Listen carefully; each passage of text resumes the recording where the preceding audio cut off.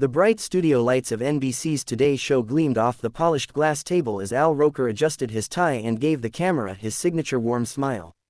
It was supposed to be a routine morning interview, spirited, maybe, but controlled. The producers had billed it as a conversation about leadership, legacy, and America's future. What no one knew was that within 20 minutes, the cheerful set would turn into a verbal battleground between one of television's most beloved hosts and one of the most polarizing figures in American politics.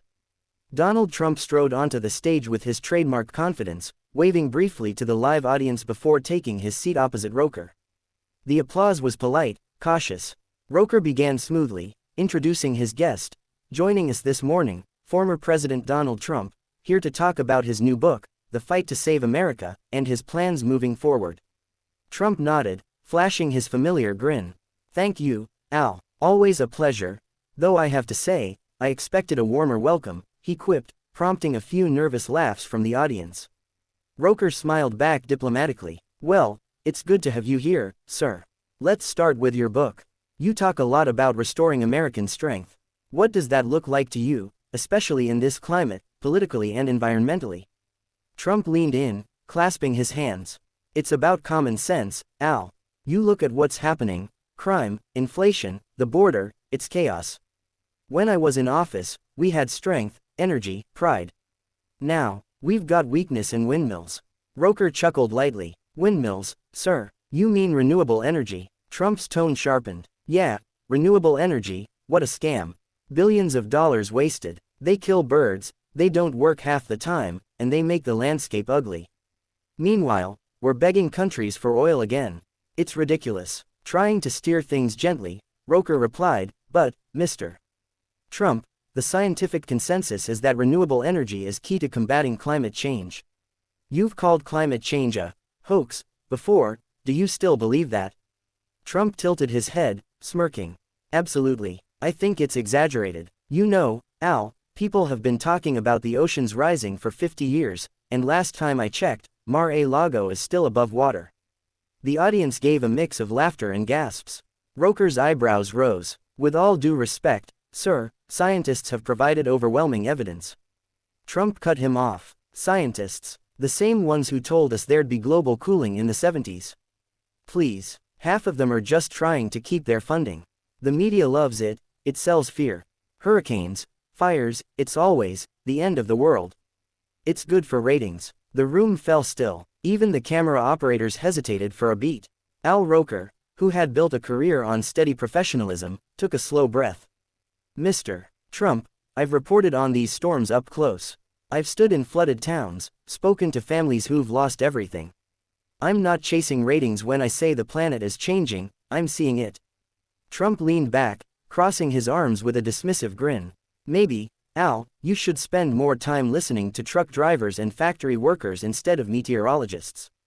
The American people care about jobs, not melting ice caps. Roker's polite smile faded just a touch. Sir, I talk to real Americans every day.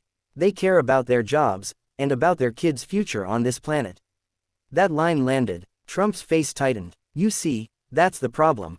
You people always twist things, make it emotional. You're trying to make me look like the bad guy because I tell the truth.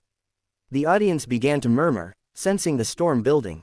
Producers gestured frantically behind the cameras, whispering through earpieces. One voice in the control room said, "Cut to commercial soon, this is going south fast." But Trump wasn't done. The media's been dishonest since day one, he said, his voice rising. Shows like this, you're all the same. You try to trap me, make me look stupid. You should be ashamed. Roker raised a hand calmly. No one's trying to trap you, Mr. Trump. You agreed to be here, and we're just having a conversation. Conversation? Trump snapped. This isn't a conversation, it's an ambush. Typical fake news. You know what, I don't need this. He ripped off his microphone, the small device dangling awkwardly as it hit the table with a thud. Gasps rippled across the audience. The camera caught the moment perfectly. Trump pushing back his chair, standing tall, his expression a mix of irritation and pride. You can tell your viewers whatever you want, Al, he said, jabbing a finger toward the camera. But the truth is, people are tired of your nonsense. You're not reporting the weather, you're spreading propaganda. Without another word, Trump turned and strode off stage, ignoring the producers calling after him. The room was dead silent, the only sound the fading echo of his footsteps. For a few seconds, Al Roker just sat there, composed, stunned, and slightly amused. Then, with impeccable timing, he exhaled and turned to the camera. "Well," he said with a half-smile, "I guess the weather just turned stormy." The audience burst into nervous laughter as the show cut abruptly to commercial, leaving millions of viewers wondering if they'd just witnessed the most explosive Today Show interview in history. Within minutes of Donald Trump storming off the Today Show set, the clip had exploded online like a digital wildfire. Producers hadn't even gone off the air before someone in the control room posted a 30-second snippet to X, formerly known as Twitter. By the time Al Roker wrapped up the weather segment an hour later, hashtags like #Trump storms off, #Roker showdown, and #Trump front moving in were trending worldwide. News outlets pounced instantly. CNN called it a meltdown on morning TV. Fox News ran with Trump refuses media trap. TikTok was flooded with edits, slow-motion walk-offs set to dramatic music, split-screen reactions of Roker raising his eyebrows in disbelief, and captions like, "When the forecast calls for a 100% chance of ego." At NBC headquarters, executives gathered in an emergency meeting to discuss the fallout. They hadn't seen ratings like this in years. "It's chaotic," one producer admitted, "but it's gold."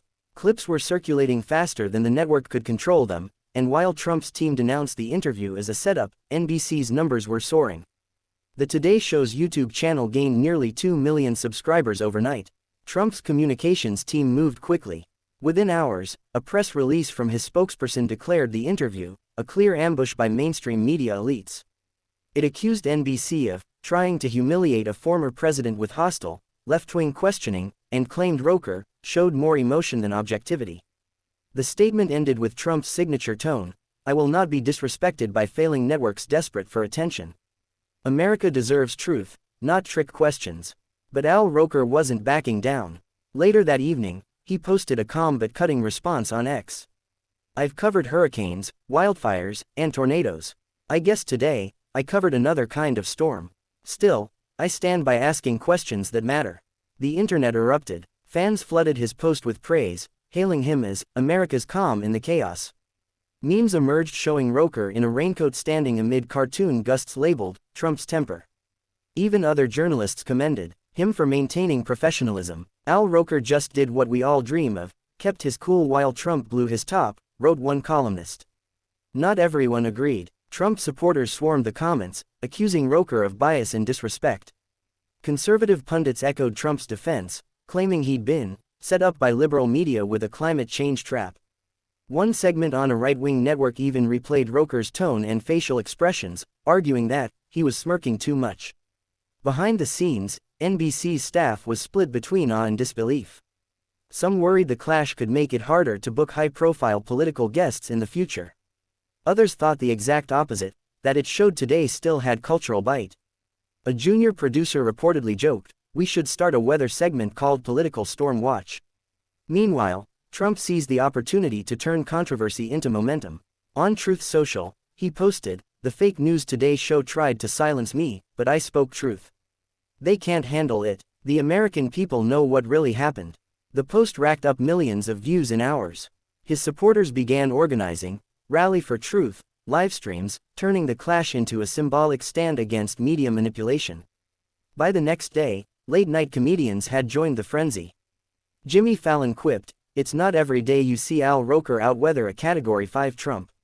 Stephen Colbert added, "When Al Roker said there was a storm coming, I didn't think he meant in the studio." The jokes were relentless, but so was the coverage. Roker addressed the incident on air the next morning, calm and composed as always.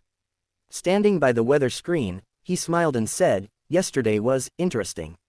I've been through blizzards and heatwaves, but that one came without warning. Still, sunshine's back today." The studio erupted in laughter and applause. It was classic Al, graceful, understated, and quietly triumphant. Privately, friends said Roker was surprised by the intensity of it all. "He thought it would blow over," one colleague told People magazine. "But this thing turned into a cultural storm. He's handling it with his usual good humor, though. He's not mad, just amazed." Trump, on the other hand, leaned into the fire. Within 3 days, he announced he'd be giving an uncensored sit-down interview on his own streaming platform. No fake news hosts, no gotcha questions, just real talk, he promised. Analysts speculated it was a prelude to a 2028 campaign announcement. Meanwhile, the original clip surpassed 80 million views across platforms in less than a week. Commentators on both sides debated who won. Some argued that Trump's dramatic exit made him look strong to his base. Others said Roker's composure won over moderates tired of chaos. A viral poll on social media simply asked, who handled the storm better? Roker led by 72%. For NBC, the episode became both a headache and a ratings jackpot. The Today Show's next episode opened with record-breaking viewership, and advertisers scrambled to buy spots. Internally, the network called it the storm that paid. In the end, both men walked away unchanged in their core identities: Trump, the defiant showman, using controversy as oxygen, and Roker, the steady professional who could turn a hurricane, literal or political, into another day's forecast. Weeks later, when a reporter asked Roker if he'd ever interview Trump again, he smiled and said, "Sure, but next time, I'll make sure to bring an umbrella." The clip of that quip went viral, too.